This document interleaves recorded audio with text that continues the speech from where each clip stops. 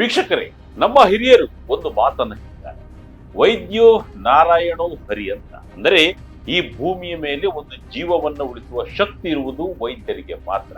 ಆದರೆ ಕಲಿಯುಗದಲ್ಲಿ ಈ ಮಾತು ಎಷ್ಟು ಸತ್ಯ? ₹1 ದಾನ ಮಾಡಲು 10 ಬಾರಿ ಯೋಚಿಸುವ ಪಕ್ಕದ ಮನೆಯವನಿಗೆ ಕಷ್ಟ ಬಂದರೆ ಕಿಟಕಿ ಮುಚ್ಚಿಕೊಳ್ಳುವ ಈ ಕಾಲಘಟ್ಟದಲ್ಲಿ ಇಲ್ಲೊಬ್ಬರು ವೈದ್ಯ ಅಕ್ಷರಶಃ ಒಬ್ಬ ರೋಗಿಗೆ ದೇವತೆಯಾಗಿದ್ದಾರೆ. ರೋಗಿಗಳಿಗೆ ಚಿಕಿತ್ಸೆ ನೀಡುವುದು ವೈದ್ಯರ ಧರ್ಮ. ಆದರೆ ರೋಗಿಯ ಜೀವ ಉಳಿಸಲು ತನ್ನದೇ ದೇಹದ ಅಂಗಾಂಗವನ್ನ ಕತ್ತರಿಸಿಕೊಡಲು ಯಾರಾದರೂ ಮುಂದಾಗ್ತಾರೆ? ಅದು ಕೂಡ ತಮಗೆ ಸಂಬಂಧವೇ ಇಲ್ಲದ, ಮುಖ ಪರಿಚಯವೂ ಇಲ್ಲದ ವ್ಯಕ್ತಿಗಾಗಿ. ಹೌದು, ಬೆಂಗಳೂರಿನಲ್ಲಿ ಇಂತಹದೊಂದು ಅಚ್ಚರಿ ನಡೆದಿದೆ. ತನ್ನದಲ್ಲದ ಜೀವಕ್ಕಾಗಿ, ತನಗೇನು ಸಂಬಂಧವಿಲ್ಲದ ವ್ಯಕ್ತಿಗಾಗಿ ಕಾನೂನು ಹೋರಾಟವನ್ನು ನಡೆಸಿ ತನ್ನ ಕಿಡ್ನಿಯನ್ನೇ ದಾನ ಮಾಡುವ ಮೂಲಕ ನಾನು ರಿಯಲ್ ಹೀರೋ ಎಂಬುದನ್ನ ಆ ವೈದ್ಯ ಸಾಬೀತು ಮಾಡಿದ್ದಾರೆ. ಹಾಗಾದ್ರೆ ಯಾರು ಆ ವೈದ್ಯ? ಅಷ್ಟಕ್ಕೂ ಕಿಡ್ನಿ ದಾನ ಮಾಡಿದ್ಯಾಕೆ? ಡೀಟೇಲ್ ಆಗಿ ನೋಡೋಣ. ಜೀವಂತವಿರುವಾಗಲೇ ಕಿಡ್ನಿ ದಾನ. Real hero doctor Thankam. ಇದು ಸಿಲಿಕಾನ್ ಸಿಟಿ ಬೆಂಗಳೂರಿನ ಹಳೆ ಏರ್ಪೋರ್ಟ್ ರಸ್ತೆಯಲ್ಲಿರುವ ಮಣಿಪಾಲ್ ಆಸ್ಪತ್ರೆಯ ಕತೆ. ಇಲ್ಲಿ ಭ್ರೂಣ ಔಷಧ ತಜ್ಞೆಯಾಗಿ ಸೇವೆ ಸಲ್ಲಿಸುತ್ತಿರುವ ಡಾಕ್ಟರ್ ತಂಕಂ ಎಸ್ ಎಂಬುವರೇ ಇಂದಿನ ರಿಯಲ್ ಹೀರೋ. ಸಾಮಾನ್ಯವಾಗಿ ವೈದ್ಯರು ರೋಗಿಗಳಿಗೆ ಔಷಧಿ ಬರೆದುಕೊಡ್ತಾರೆ, ಶಸ್ತ್ರಚಿಕಿತ್ಸೆ ಮಾಡ್ತಾರೆ. ಆದರೆ ಡಾಕ್ಟರ್ ತಂಕಂ ಮಾಡಿದ್ದು ಅದರ ಆಚೆಗಿನ ಕೆಲಸ.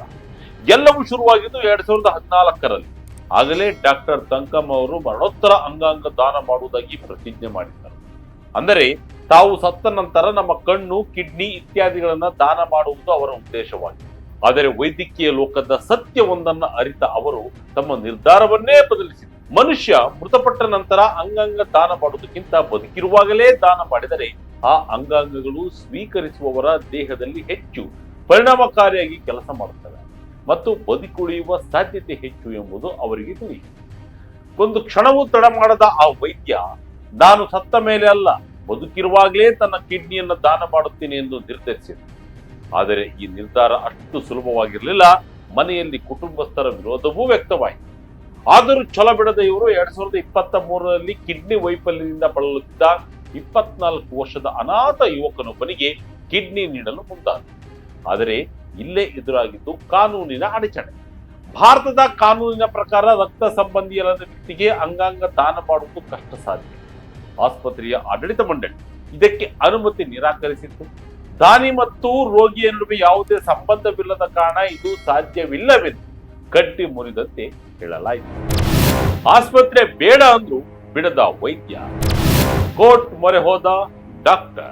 ಸಾಮಾನ್ಯವಾಗಿ ಇಂತಹ ಪರಿಸ್ಥಿತಿಯಲ್ಲಿ ಯಾರೇ ಆಗಲಿ, ನಾನು ಪ್ರಯತ್ನಿಸಿದೆ ಆದರೆ ಕಾನೂನು ಒಪ್ಪಲಿಲ್ಲ ಎಂದು ಸುಮ್ಮನಾಗ್ತಿದ್ರು. ಆದರೆ ಡಾಕ್ಟರ್ ತಂಕಂ ಹಾಗಲ್ಲ.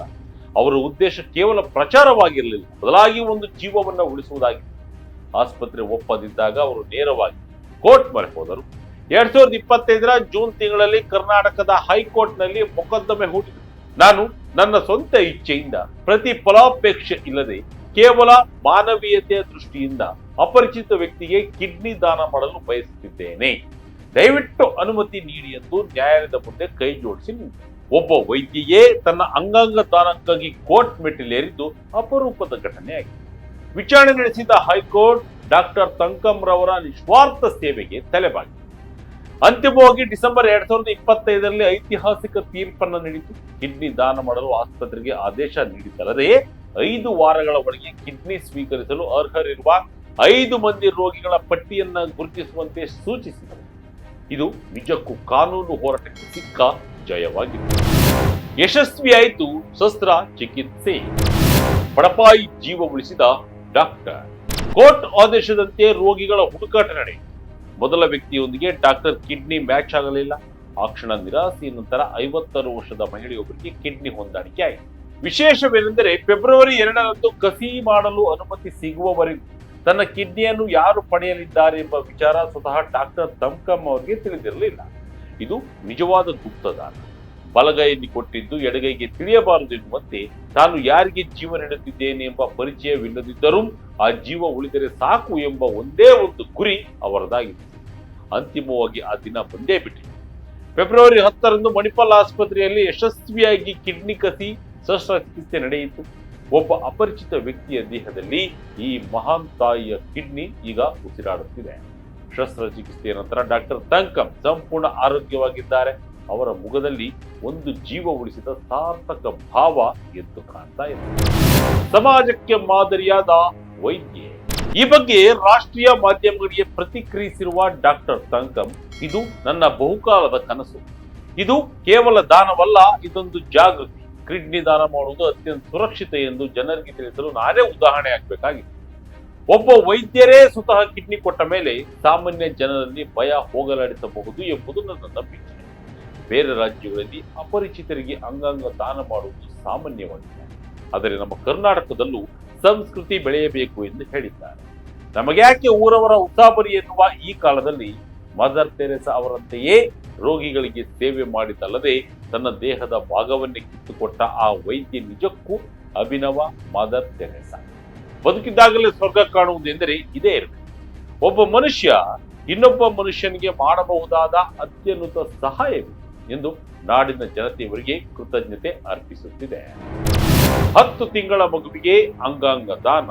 ಹೌದು, ಇತ್ತೀಚೆಗೆ ಕೇರಳದಲ್ಲಿ 10 ತಿಂಗಳ ಮಗುವಿಗೆ ಅಂಗಾಂಗ ದಾನ ದೊಡ್ಡ ಸುದ್ದಿಯಾಗಿದೆ. ಫೆಬ್ರವರಿ 5ರಂದು ಮಧ್ಯಾಹ್ನ 2:30 ಸುಮಾರಿಗೆ ಕೇರಳದ ಪತ್ತನಂತಿಟ್ಟ ಜಿಲ್ಲೆಯ ಎಂಸಿ ರಸ್ತೆಯ ಪಲ್ಲಂ ಬೋರ್ಮಾ ಜಂಕ್ಷನ್ ಬಳಿ ವಾಹನವೊಂದು ಅಪಘಾತಕ್ಕೆ ಈಡಾಗುತ್ತದೆ.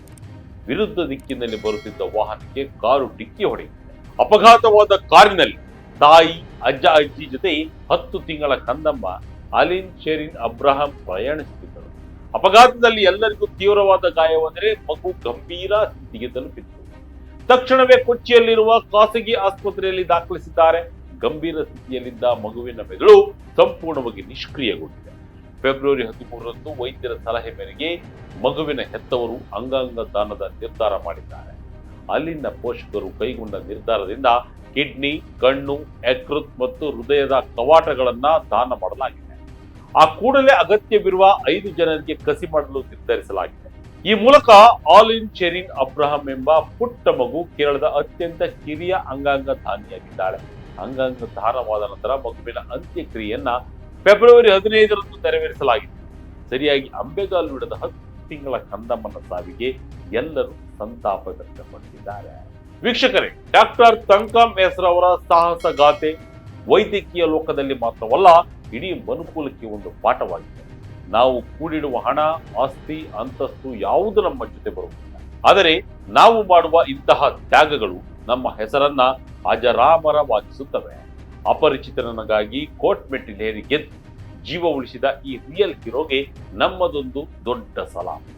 ಅವರ ಈ ನಿರ್ಧಾರ ಯುವ ಪೀಳಿಗೆಗೆ ಸ್ಫೂರ್ತಿಯಾಗಲಿ, ಅಂಗಾಂಗ ದಾನದ ಬಗ್ಗೆ ಇರುವ ಮೂಢನಂಬಿಕೆಗಳು ತೊಲಗಲಿ.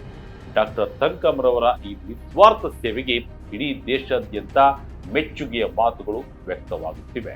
ಇದಾಗಿತ್ತು ಈ ಕ್ಷಣದ ಇಂಟ್ರೆಸ್ಟಿಂಗ್ ಸ್ಟೋರಿ. ಇದೇ ರೀತಿಯ ಸ್ಟೋರಿಗಾಗಿ Vijaya Kanaka website, YouTube page, Facebook page follow ಮಾಡ್ತಾ ಇರಿ. ಧನ್ಯವಾದ.